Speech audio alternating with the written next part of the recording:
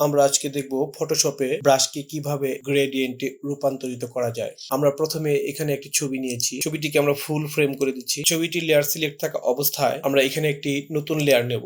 এই লেয়ারের ডান পাশে ডাবল ক্লিক করব, গ্রেডিয়েন্ট ওভারলেতে চলে যাব। এখানে যদি গ্রেডিয়েন্ট আমরা চেঞ্জ করতে চাই অথবা গ্রেডিয়েন্ট না দেওয়া থাকে তাহলে আমরা এখান থেকে গ্রেডিয়েন্ট চেঞ্জ করে নিতে পারবো কালারে যে।